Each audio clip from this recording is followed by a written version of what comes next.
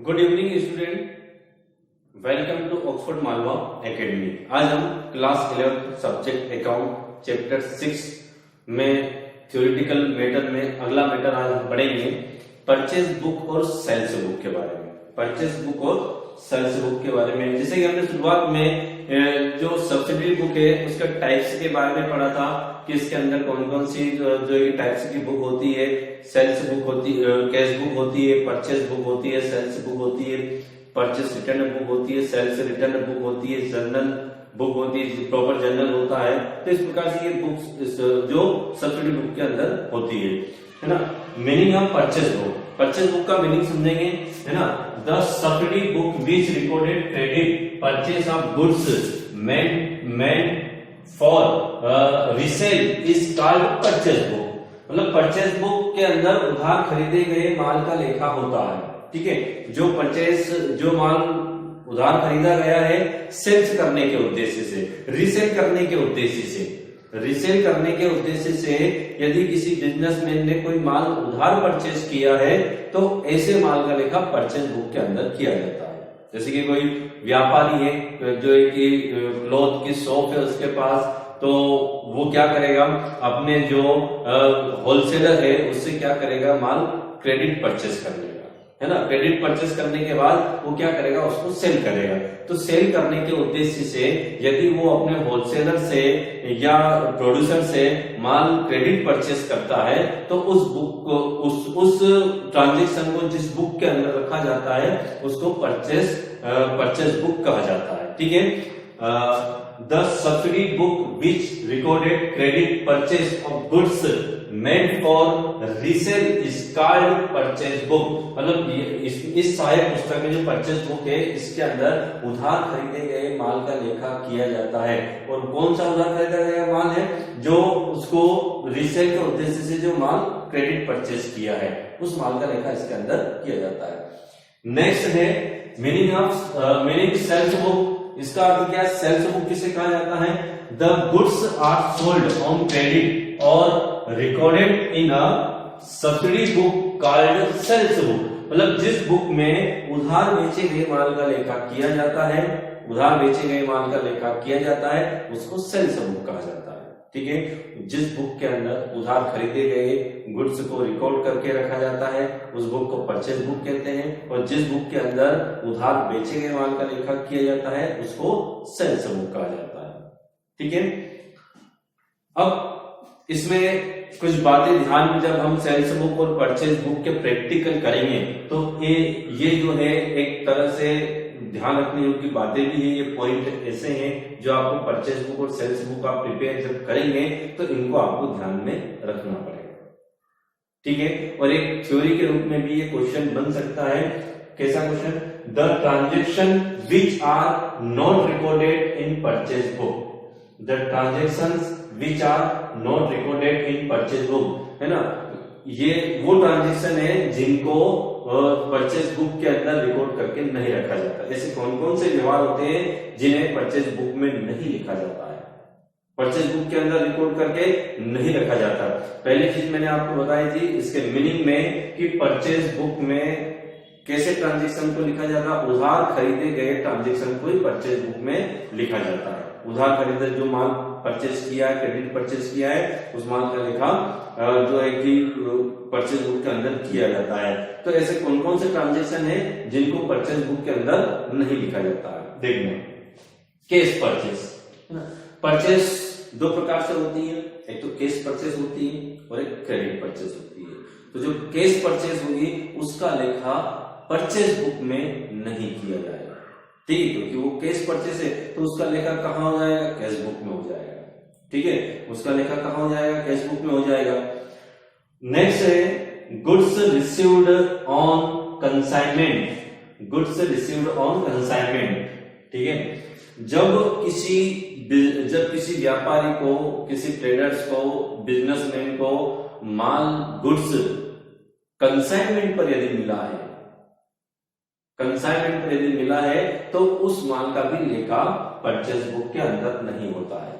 Consignment पर किस प्रकार से माल मिलता है, जैसे कि बड़े बड़े जो शोरूम होते हैं, बाइक के शोरूम होते हैं, कार के शोरूम होते हैं, तो ये कंसाइनमेंट पर जो मेन हेड ऑफिस होता है उनके एजेंट नियुक्त किए जाते हैं, किसी भी शहर में अपने एजेंट नियुक्त करते हैं, उस एजेंट को वो माल पहुंचाते हैं कमीशन बेस पर। तो ये जो बड़े बड़े शोरूम है, ये जो है कि इनके पास जो गुड्स जो आता है, माल जो आता है, कार है, बाइक है, ये कंसाइनमेंट पे आते हैं, ठीक है। ये खरीद कर नहीं लाते हैं, ये कंपनी द्वारा जो है कि कंसाइनमेंट पर भेजे जाते हैं। तो इनके पास जो कंसाइनमेंट पर माल आया है वो उन्होंने खरीदा नहीं है, ठीक है। एक एजेंट है वो, और एजेंट को कंपनी ने माल बेचने के लिए भेजा है कंसाइनमेंट पर, ठीक है। तो ऐसे माल का भी लेखा नहीं होगा। अकाउंट परचेज बुक के अंदर जो माल गुड्स रिसीव्ड ऑन कंसाइनमेंट हुआ है, कंसाइनमेंट पर जो माल रिसीव्ड उसका लेखा भी इसके अंदर नहीं होगा। Purchase of business assets, purchase of business assets, यदि किसी जो कि असेट्स को परचेस किया है, चाहे वो क्रेडिट परचेज किया हो चाहे कैश परचेज है, असेट्स परचेज किसी प्रकार का किया हो, परचेज बुक के अंदर नहीं लिखा जाएगा, उसको रिपोर्ट करके नहीं रखा जाएगा, परचेज बुक में उसका लेखा नहीं किया जाएगा, ठीक है। उसके बाद क्या है, goods received on approval, goods received on approval. कभी कभी क्या होता है, माल पसंद करने के लिए भी माल बुलवाया जाता है, खरीदा नहीं जाता है, माल पसंदगी करने के लिए, माल पसंद करने के लिए गुड्स जो बुलवाया जाता है कि अच्छा लगेगा तो माल खरीद लेंगे, नहीं अच्छा लगेगा तो हम आपको वापस रिटर्न कर देंगे। वो खरीदा नहीं है, और सिर्फ माल जो है परचेज जो है कि पसंद करने के लिए बुलाया गया, तो ऐसा माल यदि आता है तो उसका भी लेखा परचेज बुक के अंदर नहीं किया जाता है, ठीक है।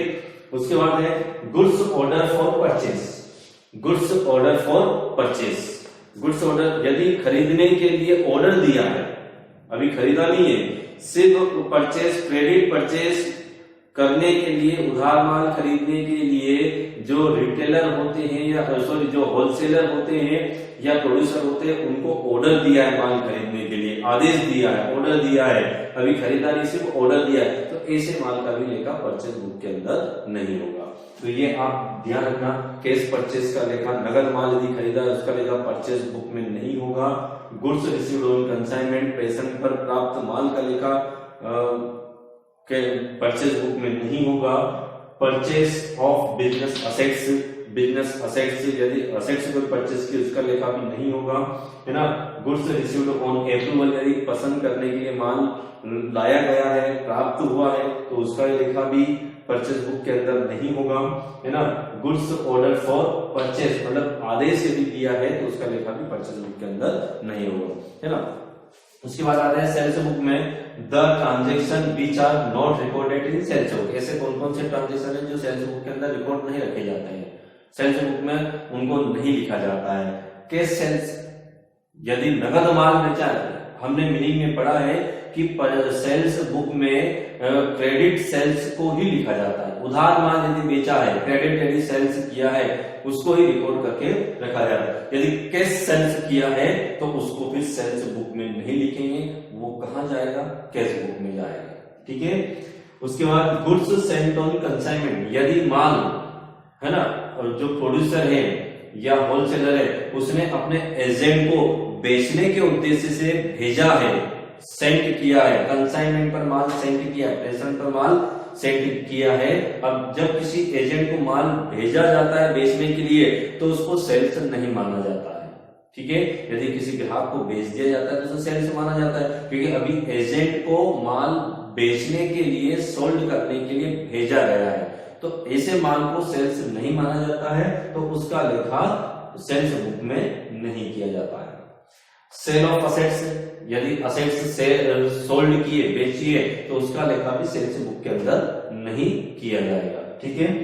गुड्स सेंट ऑन अप्रूवल, यदि माल पसंदगी के लिए भेजा है, जैसे कि आप यदि कोई होलसेलर है, वो माल पसंद करने के लिए अपने किसी ग्राहक को माल भेज देता है ना, तो वो माल उसने अभी सोल्ड नहीं किया है, सिर्फ पसंद करने के लिए उसके पास भेजा है, तो ऐसे माल का भी लेखा सेल्स बुक के अंदर नहीं किया जाएगा, ठीक है। Good Saint on approval. फिर क्या है, ऑर्डर रिसीव्ड, ऑर्डर रिसीव्ड, यदि माल ऑर्डर रिसीव्ड, यदि माल खरीदने के लिए, बेचने के लिए किसी ने हमें ऑर्डर दिया है, ठीक है, ऑर्डर रिसीव्ड हुआ है, किसी ग्राहक ने हमें ऑर्डर दिया है कि हमें ये माल जो है कि खरीदना है, हम उसको सोल्ड करेंगे, है ना। सेल्स के लिए किसी ने ऑर्डर हमें दिया है, लेकिन अभी हमने उसको सोल्ड नहीं किया, सिर्फ हमारे पास ऑर्डर आया है ना।